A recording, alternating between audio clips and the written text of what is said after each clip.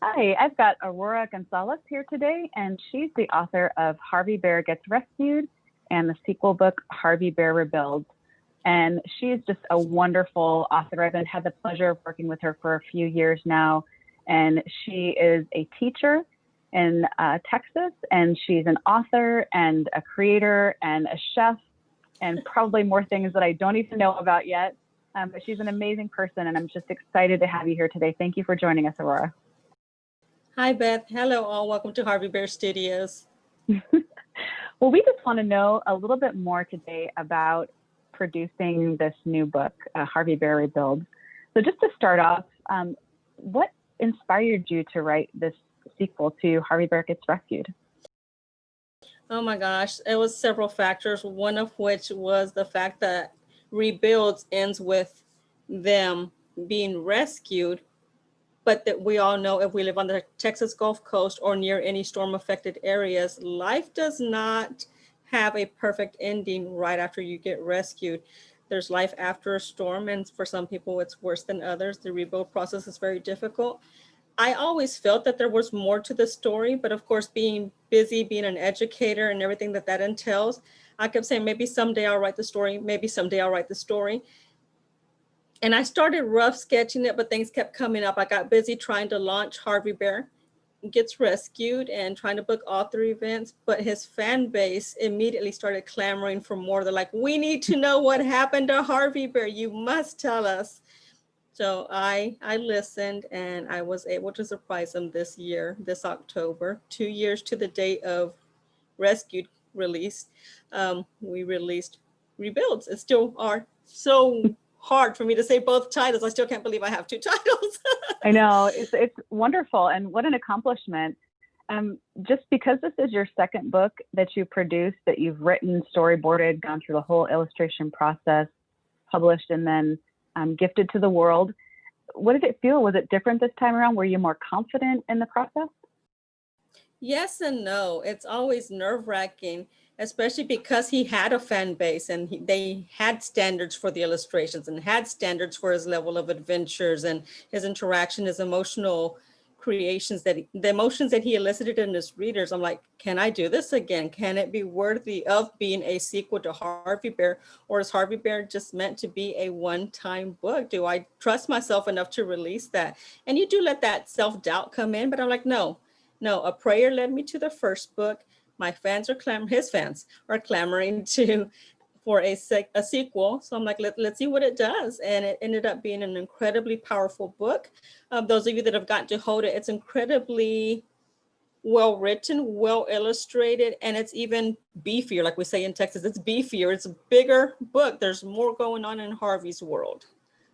Yeah, definitely. I mean, this year, 2020, has some very unique challenges to it with COVID, and you're a teacher, so you've had to mitigate virtual teaching in the spring, virtual teaching now. I mean, and then the summer was spent quite a bit preparing for that new level of teaching definitely. In the fall. How did you change? Did you change up your marketing launch plan? What did that look like in this kind of strange 2020? Oh my goodness. Well, we of course started a year out. This is a process that we like. Fans tell me, you make it look easy. I'm like, no. And you, Beth, know that it's not the easy part. If we make it look effortless, it's because we worked through the night. Literally, we worked through the night.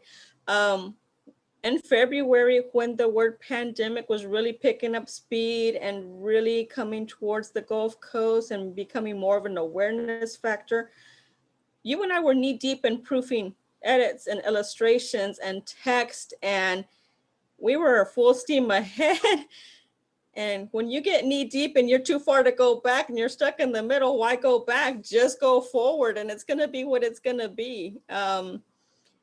It was a breath of fresh air, and it was a good distraction this October. Again, I woke up excited on the 16th. Today is print day. It rolls off the presses for the first time.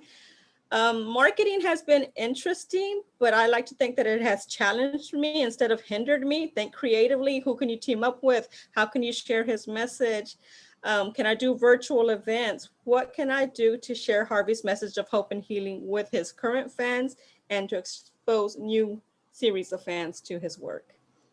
Good. That's excellent. And I've seen how you've kind of pivoted and tried some new things and doing the same reach out, because you're right, it's a lot of work. And it doesn't just stop at launch, does it? It continues and continues and continues. And you're always looking at some new angles or new people you can connect with and more people you can reach and serve with just that wonderful message that Harvey Bear has. Mm-hmm.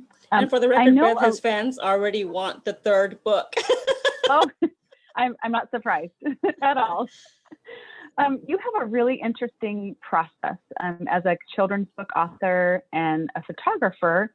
You really kind of see the book before it's even done, right? Yes. Can you speak to your storyboarding, writing, creation process?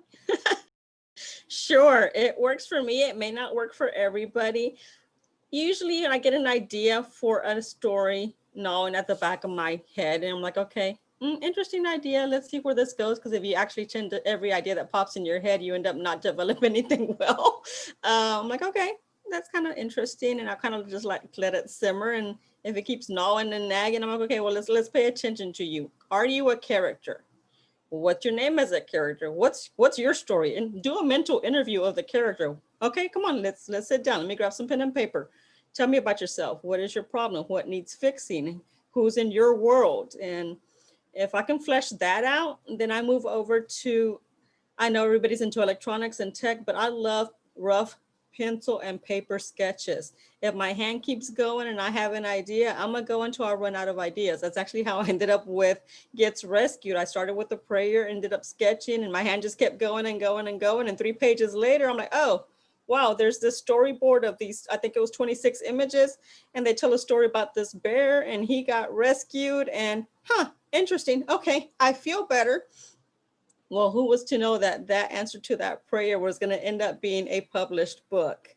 So after I storyboard, I sit down and I do the text to it. And I plan in English first. And I'm like, okay, is this strong enough to move to translations? And if it's strong enough to move to translations, I start the tentatives of those. But in between that, I've already reached out to you guys at Inspire. I'm like, okay, Beth, I got another crazy idea for you. What do you think? And you and I talk it over. And then, of course, we have to bring Harvey's incredible illustrator on board. I'm like, okay, Susan, please tell me you want to do crazy with me one more time. Because she's incredible. She brings Harvey Bear's story to life. I add the words and I give her the detailed illustrator notes. I can rough sketch, but she can make it happen. Yes, we have so many wonderful people on the creative team for your books, and Yes. Just an honor to work with. And Susan is wonderful, and I hope she continues to work with us through the Harvey Bear series. Speaking of creative, I kind of alluded to the fact that you have some other pursuits besides being an author and full-time teacher. What are some of the creative things you like to do outside of writing and storyboarding and teaching? Oh my gosh, I love photography, not the edits on the photos. What can you shoot in that raw moment, in that second? Can you capture the emotion? Can you capture the movement? Can you capture the stillness? Can you capture the nuances? And I know sometimes I send you notes and you're like, really, I can't see that in that illustration. But it's the little nuances that really make that illustration pop. And so many people have said, oh my gosh, the fact that you thought of adding that to that just made it so much stronger. So I love to do that. I have a photographer's eye that I love to indulge every now and then. And I am a diehard cast iron cook. So anytime I can get into the kitchen for a good slice and dice session, it's on. Yes, I've seen some of the pictures and I can vouch for the fact that she's an incredible chef, and I cannot wait to see you in person someday to enjoy some of your cooking. I will personally share for you any day. Thank you.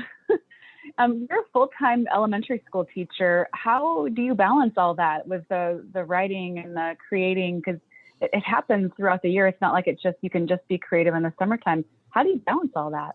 Oh my gosh. I grew up with a dad who didn't take excuses. So I do have to give him credit for that and probably call him later and said, Dad, you were right. He always told us there was 24 hours in the day. So he hated us telling him we didn't have time to get it done. And that was drilled into us. Schedule your time, wake up early, stay up late. You don't miss deadlines.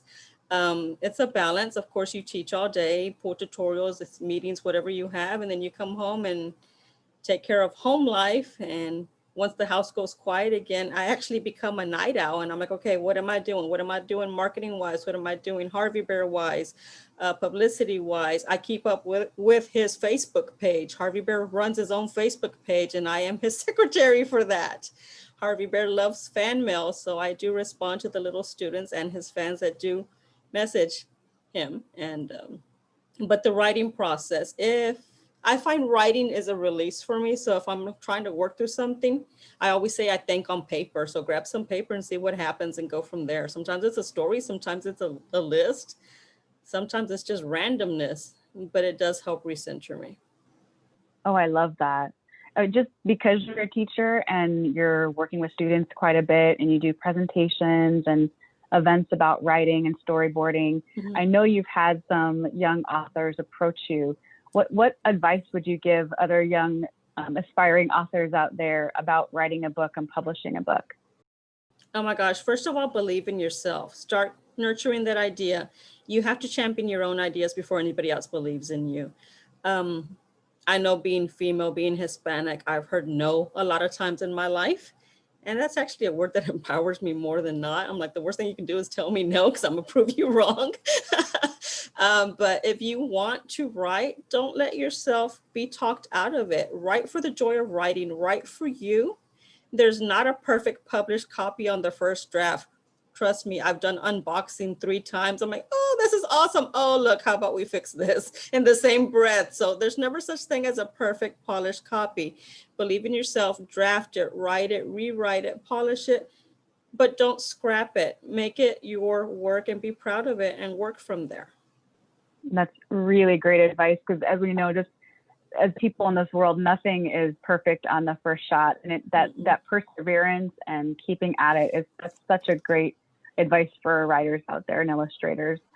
Well, I'm so excited to have had Harvey Bear Gets Rescued come out, and now Harvey Bear Rebuilds. Where do you think we'll see Harvey Bear on the horizon? Is there anything coming out? Where would you love to see him next? Oh my gosh. There's so many places I want Harvey Bear.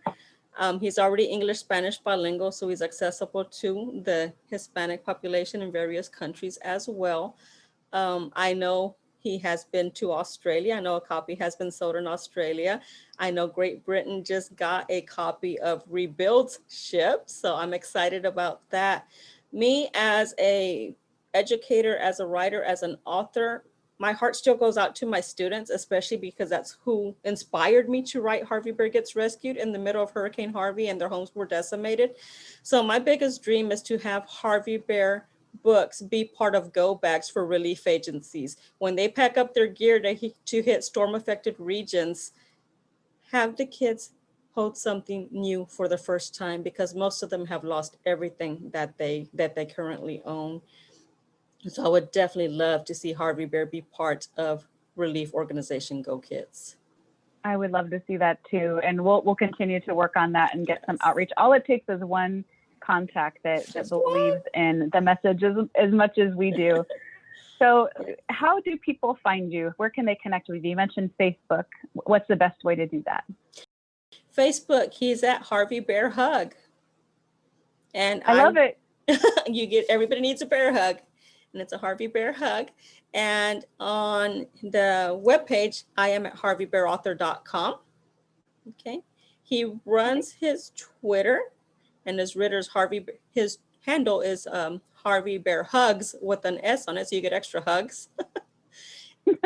And he's tried to get into Instagram, but I'm juggling a lot right now. He does have an Insta. I need to look at that handle again.